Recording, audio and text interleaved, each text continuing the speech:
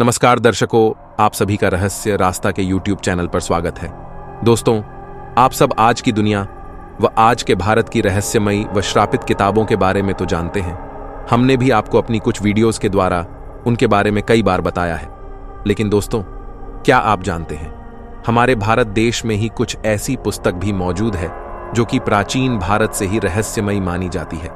इन पुस्तकों का रहस्य इतना ज्यादा गहरा है कि यह आजकल की पुस्तक भी इनके आगे कुछ नहीं। तो चलिए जानते हैं अपने प्राचीन भारत की 10 रहस्यमयी किताबों के बारे में।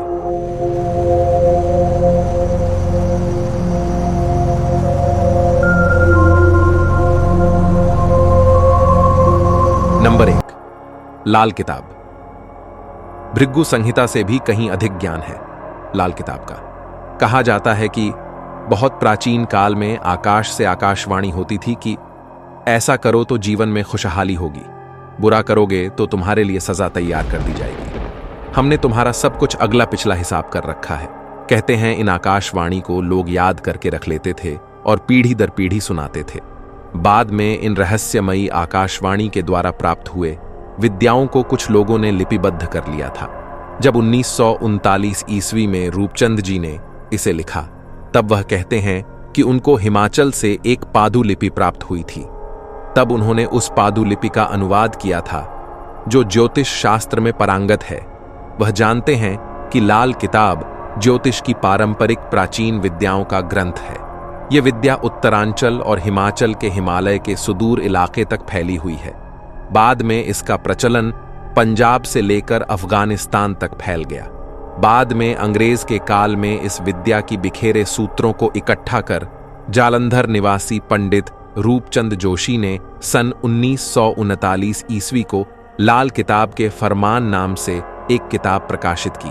इस किताब के कुल 383 पृष्ठ थे। दोस्तों, आप माने या ना माने, लेकिन इस किताब को अगर पढ़कर आप समझ गए तो निश्चित ही आपका दिमाग पहले जैसा नहीं रहेगा। पर दोस्तों, हम आपको बता दें कि आज मंजर यह है कि इस किताब की असली कॉपी बहुत ही कम जगह मिलती है। हर जगह नकली किताब ही आपको देखने को मिल जाएगी इसकी। नंबर 2, रावण संहिता। कहा जाता है कि रावण द्वारा रचित रावण संहिता में ज्योतिष, आयुर्वेद और तंत्र से जुड़ी तमाम ऐसी रहस्यमयी जानकारियां हैं जो कि अचूक मानी गई हैं। यह किताब बहुत ही प्राचीन है और आज के समय में इसकी असली होने के प्रामाणिकता कोई नहीं दे सकता। जिस तरह से लाल किताब के नाम पर नकली किताबें मिलती है, ठीक उसी तरह रावण संहिता के नाम पर भी नकली रावण संहिता मिलती है। लेकिन ऐसा भी कहा जाता है कि रावण संहिता की एक प्रीति देवनागरी लिपि में देवरिया जिले के एक गांव गुरु नलिया में सुरक्षित रखी गई है। कहते हैं रावण ने जिस ग्रंथ की रचना की थी उसमें शिव तांडव स्तोत्र और रावण संहिता प्रमुख है। लंकापति रावण ने सूर्य के सारथी अरुण से यह सारा अद्भुत ज्ञान प्राप्त किया था। यही अद्भुत ज्ञान इस रावण संहिता की असली कॉपी में लिखा हुआ, जो आज कहीं भी नहीं मिल रही। लेकिन दोस्तों, सोचिए अगर वह मिल जाए तो उसमें कितना अथाह रहस्यमयी ज्ञान मौजूद होगा। नंबर 3, विमान शास्त्र। विमान शास्त्र एक रहस्यमयी किताब है जिसकी रचना ऋषि भारद्वाज ने की थी। उन्होंने अपने इस किताब में विमान बनाने की जिस तकनीक का उल्लेख किया है उसका प्रचलन आधुनिक युग में भी होने लगा है।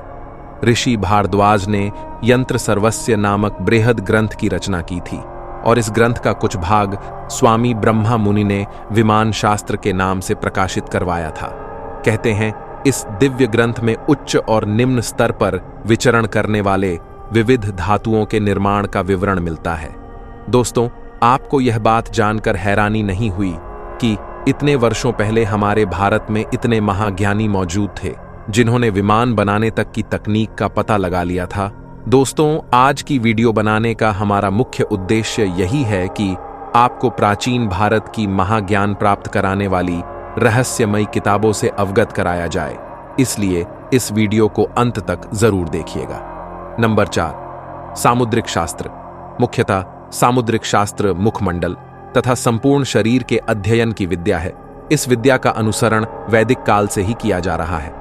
यह एक ऐसी रहस्यमयी शास्त्र है जो मनुष्य के संपूर्ण चरित्र और भविष्य को खोलकर रख देता है। आप यकीन नहीं करेंगे, लेकिन इस शास्त्र का जन्म 5000 ईसा पूर्व भारत में हुआ था, जिनमें ऋषि पराशर, व्यास, भारद्वाज, भृगु, कश्यप, बृहस्पति, कात्यायन आदि महर्षि ने इस विद्या की खोज की थी। यह भी कहा जाता है कि 423 ईसा पूर्व में यूनानी विद्वान एनएक्सगोरस इस शास्त्र को पढ़ाया करते थे। यह शास्त्र महान सिकंदर को भी भेंट किया गया था। दोस्तों, आपके यहां से एक बात पता चलने वाली है कि जो यह संसार कहता है कि उन्होंने साइंस की खोज की, आज का विज्ञान जो है उन्होंने खोजा, लेकिन यह सत्य नहीं है। ये जितना भी विज्ञान हमारे देश से बाहर है, वह सारा का सारा हमारे भारत देश से ही गया हुआ है। फर्क सिर्फ इतना है, हमारे देश के लोगों ने, अर्थात हमने अपनी संस्कृति को छोड़कर दूसरों की संस्कृति को अपनाना चालू कर दिया था, जिसके कारण हम बहुत आगे होते हुए भी पीछे रह गए। नंबर 5, रसरत्नाकर और रसेंद्र मंगल। इस पुस्तक में रसायन के बारे में बहुत ही गुप्त रहस्यों का उजागर किया गया है। इसमें अयस्क सीना बार से पारद को प्राप्त करने की, आसवन विधि रजत के धातु कर्म का विवरण तथा वनस्पतियों से कई प्रकार के अम्ल और क्षार की प्राप्ति की विधि बताई गई है। इस पुस्तक में चांदी, सोना, टिन और तांबे की कच्ची धातु निकालने और शुद्ध करने के तरीके भी बताए गए हैं। इसमें सबसे रहस्यमय बात तो यह है कि इसमें सोना बनाने की विधि का भी वर्णन है। पर सोचिए, यह मुमकिन कैसे है? इतने हजारों साल पहले की पुस्तक में ऐसा ज्ञान होना। नंबर 6, विज्ञान भैरव तंत्र। अगर खोजा जाए तो तंत्र शास्त्र पर आपको हजारों पुस्तक मिल जाएगी, लेकिन सबसे ज्यादा सिद्ध और प्रभावशाली पुस्तक है विज्ञान भैरव तंत्र। यह पुस्तक किसने लिखी, यह अभी तक एक रहस्य बना हुआ है। कहा जाता है कि यह पुस्तक भगवान शिव और माता पार्वती के संवाद से अस्तित्व में आई थी। इस पुस्तक में भैरवी तंत्र, देवी पार्वती के द्वारा प्रश्न पूछे जाते हैं और भगवान शंकर उसका उत्तर देते हैं, जिनमें कई रहस्य गुप्त विद्याओं के संबंध में कहा जाता है, जिसे पढ़कर आपको बहुत हैरानी होगी।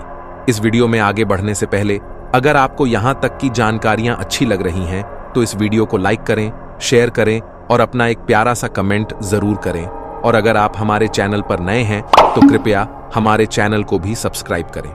चलिए अब बढ़ते हैं आगे की ओर। नंबर 7, अष्टाध्यायी और योग सूत्र। इस पुस्तक को माना जाता है दुनिया की सबसे पहले व्याकरण अर्थात ग्रामर की पुस्तक। परिणी द्वारा रचित दुनिया के प्रथम भाषा का प्रथम व्याकरण ग्रंथ अष्टाध्यायी है, जो कि 500 ईसा पूर्व पहले की है।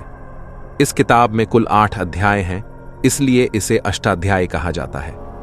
कहते हैं कि इन सभी योग सूत्र को समझने के बाद आपको जिस ज्ञान की प्राप्ति होगी वह दुनिया के किसी और व्याकरण की किताबों से नहीं मिलेगा, क्योंकि यह ज्ञान शुद्ध है। परिणी के इस ग्रंथ पर महामुनि कात्यायन का विस्तृत वर्ती ग्रंथ है और इसी तरह पतंजलि ने इस ग्रंथ पर बिसात विवरणात्मक ग्रंथ महाभाष्य लिखा। योग सूत्र में ही अष्टांग योग की चर्चा की गई है। यह अष्टांग योग दुनिया के सभी धर्मों के ग्रंथ और दुनिया के सभी तरह के दर्शन का सार है, जो कि मोक्ष की फलदायी है। नंबर 8, उपनिषद। दोस्तों, उपनिषद लगभग 1008 से भी अधिक है, लेकिन उनमें से केवल 108 ही मुख्य है। दोस्तों, उपनिषद वेदों का सार है। इसमें कई रोचक, अलौकिक और रहस्यमयी बातों को कही गई है, जिसे पढ़कर आपकी सोच बदल जाएगी, जिससे आपका संसार को देखने का नजरिया तक बदल जाएगा। लेकिन आज का युग में सब अपने आप को इतना महान ज्ञानी समझने लगे हैं कि उनको सच और झूठ में फर्क पता नहीं चलता, इसलिए वो अंधे होकर इन प्राचीन पुस्तकों को बेकार समझते हैं। पर आज का व्यक्ति यदि यह सोचे कि जिस ज्ञान को हम अपने नए तरीके से खोजने में लगे हुए हैं वो पहले से ही इन प्राचीन पुस्तकों में हजारों सालों से मौजूद है, तो हमें पता चलेगा कि हम विज्ञान और तकनीकी में पहले से आगे नहीं, बल्कि पहले से पीछे है। क्या आप जानते हैं, कुछ आज के बुद्धिजीवी यह मानते हैं कि हमारे भारत में बाहर की दुनिया से एलियंस आए थे, जिन्होंने ये ग्रंथ लिखे होंगे। नंबर 9, अथर्ववेद। अथर्ववेद एक बहुत ही रहस्यमयी किताब है, जिसमें ऐसी ऐसी विद्याओं का वर्णन किया गया है जिसे सुनकर आपको यकीन तक नहीं होगा। कहते हैं किसी षड्यंत्रकारी ने यदि कुछ देखकर या फिर किसी अन्य उपाय से आपका अहित किया है, तो आप किसी यक्ष का स्मरण कर ध्यान अवस्था में रहते हुए यह आभास पा सकते हैं कि आपके खिलाफ कहां कौन सा कुचक्र हो रहा है।